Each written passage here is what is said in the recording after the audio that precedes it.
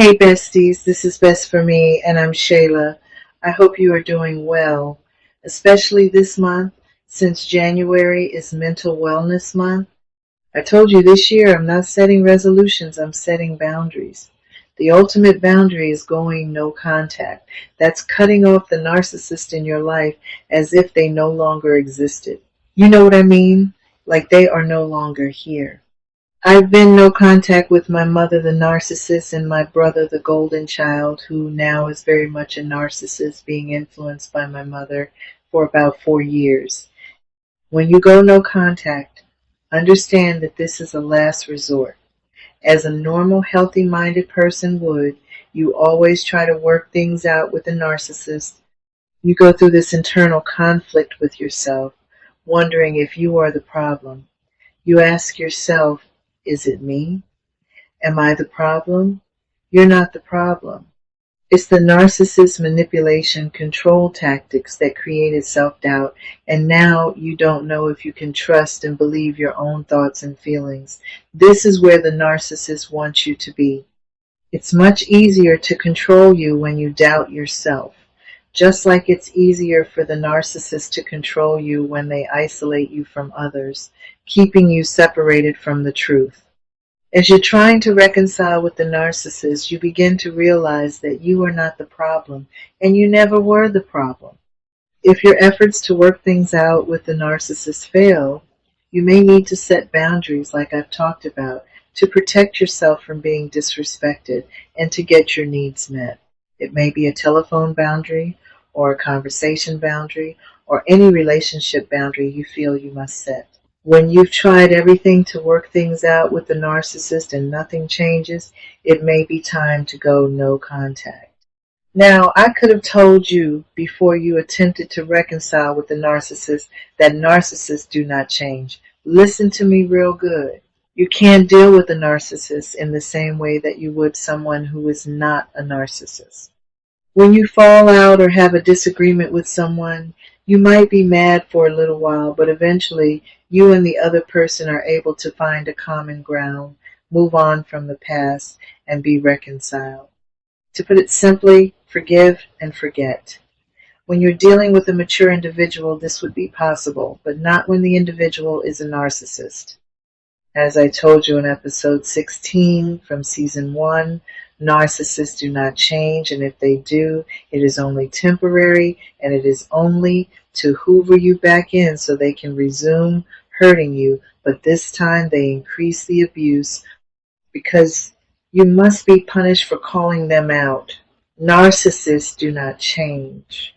So if you want to end the abuse and constant disrespect, you must go no contact. No contact is a permanent solution. It is a last resort and should not be taken lightly. No contact is exactly that, no contact. For this ultimate boundary to work for you, there can't be any contact whatsoever with the narcissist. It is advised to block them on social media and to stop following them because you don't need to be triggered by things the narcissist will post hoping to get a reaction from you. You literally must go no contact. Not sometimes no contact, not every once in a while no contact. It's strictly no contact. No contact is the end of the relationship, but also the end of your connection to the narcissist. You no longer associate. I call this the ultimate boundary because as soon as you do it, it's like you're surrounded by peace. Like peace is giving you a big hug to let you know you did the right thing when going no contact. That has been my experience. No more drama, no more lies, no more being mistreated by my family. In addition to feeling peaceful, you will also feel stronger. You stood up for yourself and did something that was hard to do, and that's eliminating the narcissist relationship from your life. You're not just ending the relationship, you're ending your involvement with the narcissist in every way possible. No contact is not to punish the narcissist. No contact is for you to heal from the narcissist abuse. Treat it as such. Before going no contact, you must know for sure that going no contact is what you want to do and also what you should do. I always like to say that when you have children, in order to co-parent with the narcissist in your life, going no contact may not be an option for you. You know, the children will want to see their other parent, and you don't want to deprive them of that unless you feel the children will not be safe when with the narcissist. Another scenario where you may feel going no contact is not an option for you is when the narcissist is a family member.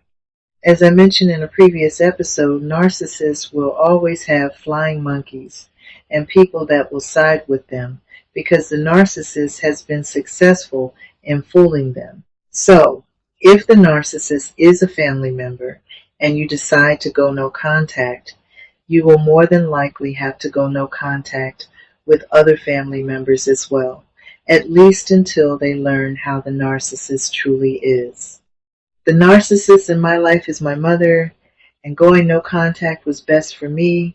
I've also went no contact with my brother, the golden child narcissist. My mother has influenced to be just like her.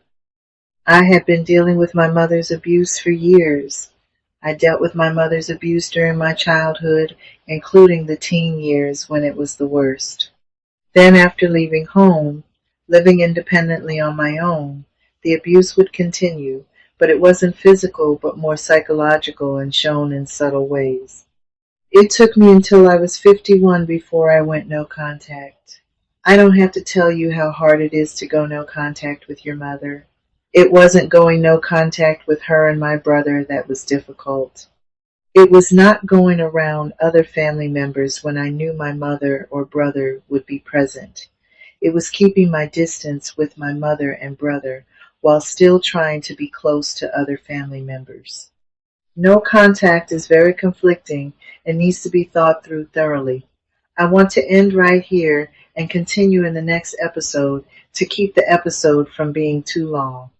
I'll talk to you again, and remember to have your best day being you. This is Best for Me, and I'm Shayla.